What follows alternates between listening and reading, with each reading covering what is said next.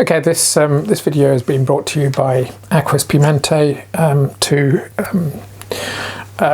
show how you can repair or recondition the heads on your Merkuria Kovocas soda siphons. Now, first of all, let's introduce you to the Merkuria Kovocas range of siphons. These were produced over a couple of decades at least, and essentially the early and the late versions looked very, very similar.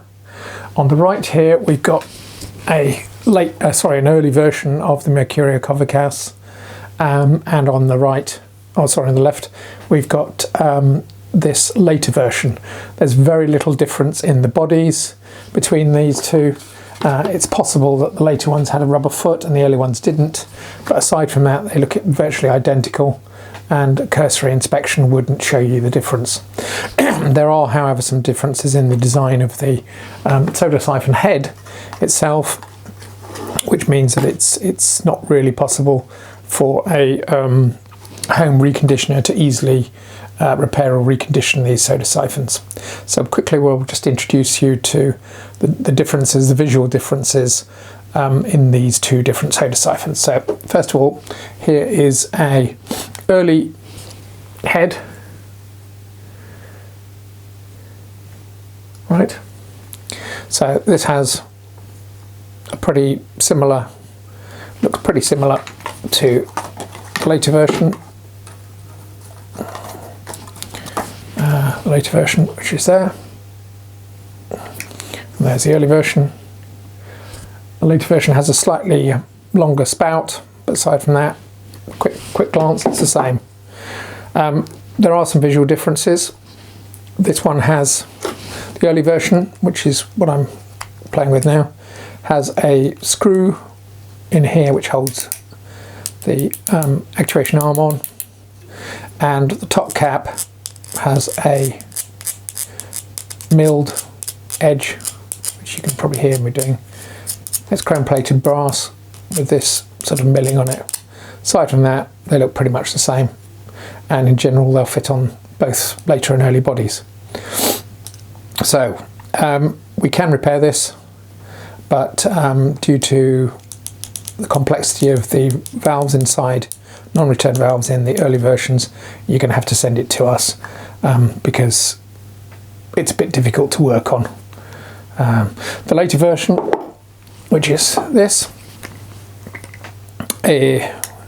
how you determine whether they're the later or the early version. The later version has a plain chrome-plated top cap, and instead of having a threaded insert here, it's a knockout. So what we can do to start off with is we can knock out that pin like that, take out the sidearm, take off the top cap. It can be quite tight, so frequently you're going to have to use a piece of paper or cloth over the top and a pair of pliers on it just to get it going, like that, and then you can usually get it off by hand. There's a spring under there, and then we can push out the parts inside. Right, and what this consists of is either a white, sometimes a black, sometimes a red, as this one, plastic sort of plunger piston which goes inside with an O-ring in the middle and a pad on the top. And it looks like this one has actually been replaced relatively recently and may not need to be replaced again. Looks to be in good condition. Frequently what you find in there is, bear with me a second, is a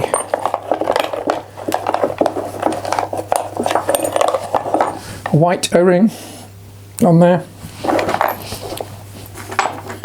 and a white pad in the end, soft rubber pad.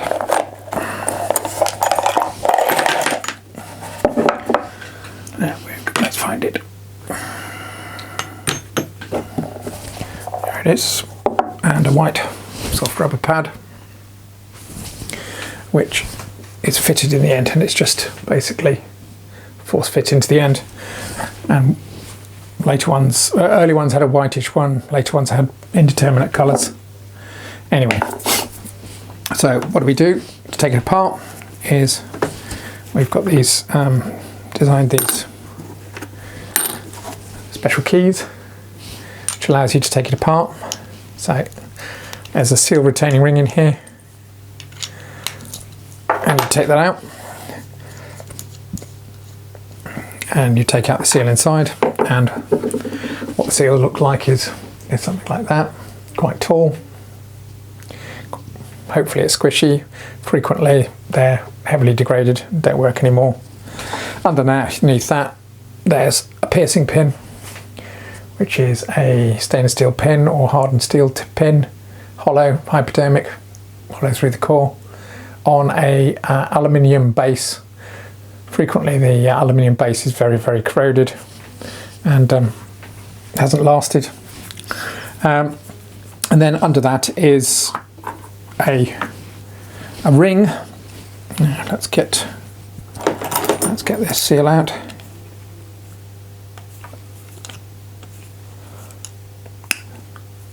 Yeah, this one's a bit stuck in. So there we are. And there was the piercing pin. Underneath that is another ring in there, which holds a further part in place. So we use a different part of the key, a special key, to lock into that and undo it. And this takes usually quite a lot of unscrewing.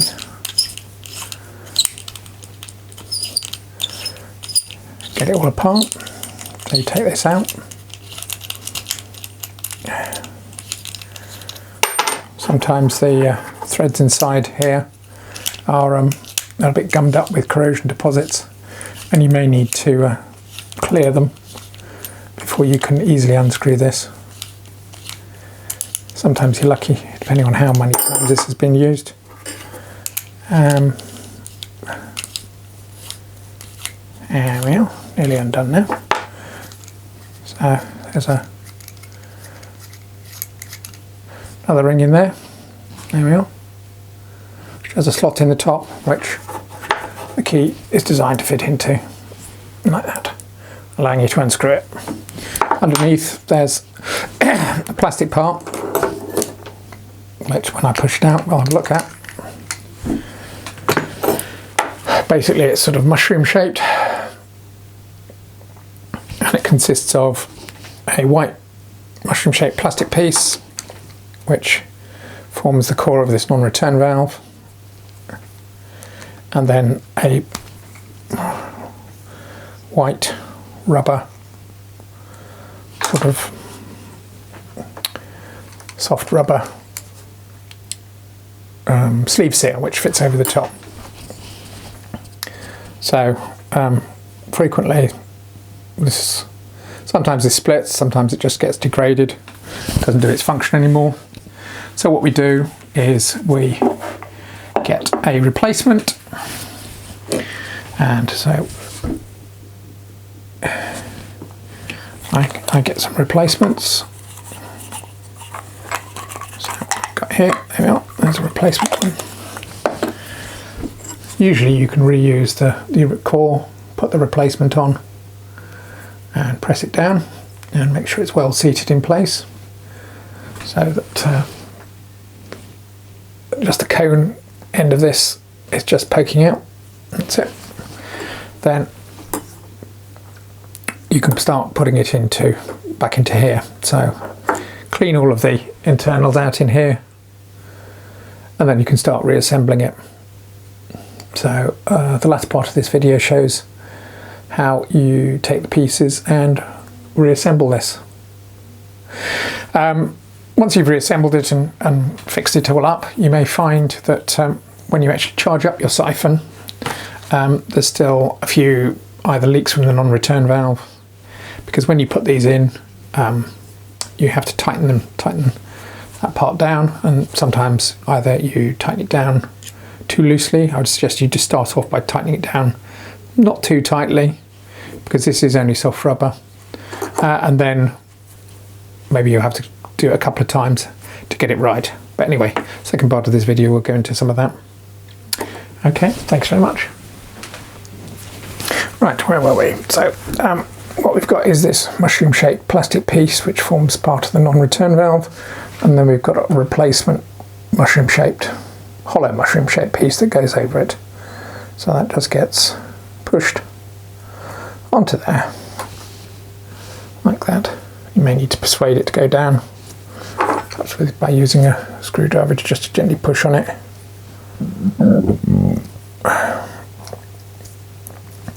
And that little tubular valve forms a non-return seal.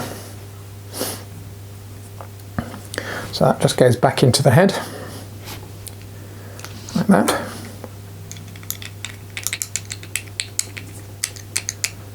Push it down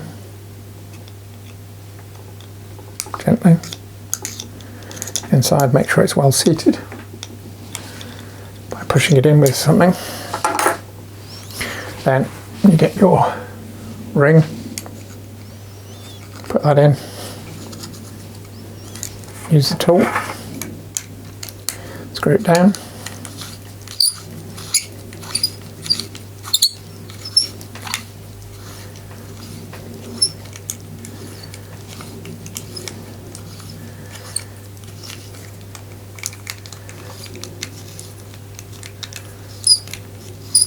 keep screwing that ring down.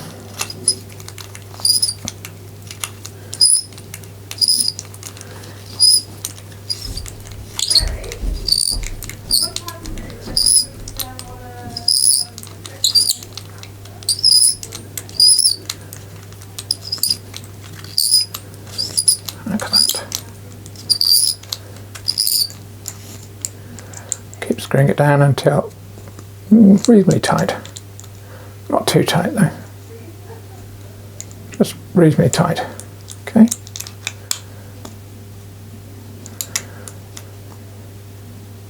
You don't want to get this over tight, otherwise you may damage the rubber parts in there. But anyway, so then what you do next is, in the kit there's an O-ring which you force into the corner here, and then put a replacement piercing pin in there. Sometimes you don't need the O-ring, but in general I put it in. So that goes inside. So there's a replacement piercing pin like that. It goes inside. Just make sure it sits in place inside the ring like that. So make sure that's in there. Can you see it in there? Yep, that's it. Then we get the frequent what's called a bulb neck seal, which is what the canister, the CO2 canister goes into there, neck that goes into there. Put that inside, and then put this seal retention ring in place. You screw it down using your little tool.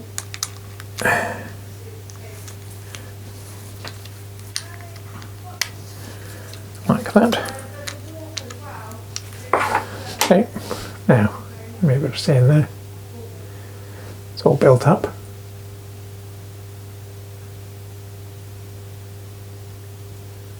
Okay. Oops. So make sure that seal retention ring is all nicely in place. Now we can build the rest up. So now get this, the hole, the slot for the arm is wider on one side than in the other. Make sure that part is facing out towards the slot hole. Just rock it slightly and push it in. Push it down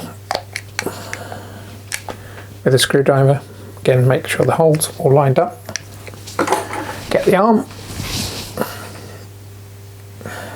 Put that in. Now, just gently knock the pin in, like that. Then follow it with your little drift, like so.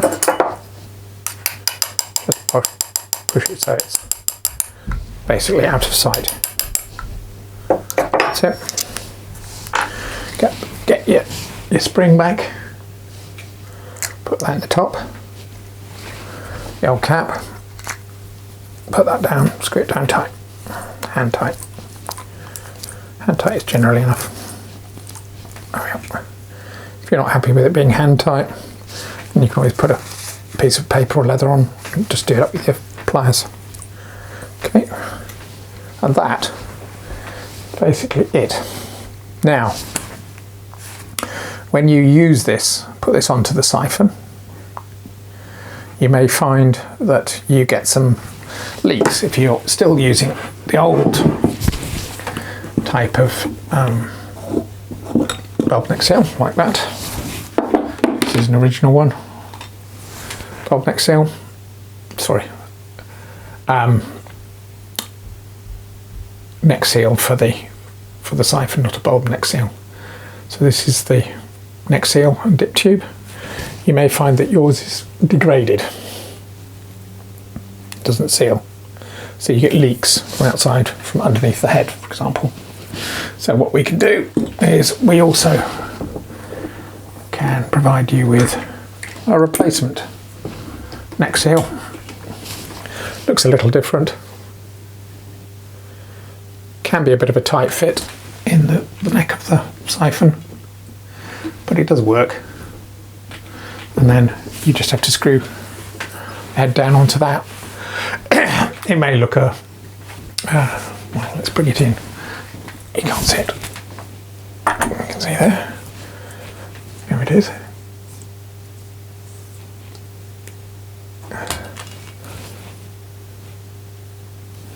That goes in there.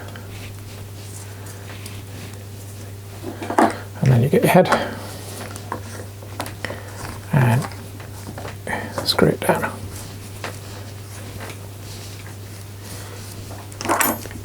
And that will fit quite nicely and seal pretty well, as good as the original did when it was relatively new. So you shouldn't get any leaks from that. Getting it out, just unscrew. Once it's depressurized, unscrew until the head comes off, just as you would expect. And you can see that the seal has been pushed down, so it can be a bit of an effort to get it out. But you just need to give it a bit of a push with your thumb until it comes out. Okay, so we can provide you with those. Right, that's pretty much everything I've got to say about that. So the spare parts that we can provide are a replacement O-ring, pad seal on the end,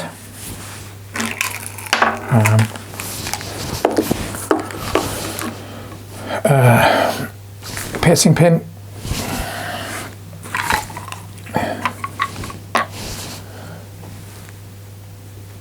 sleeve seal for the non-return valve, and then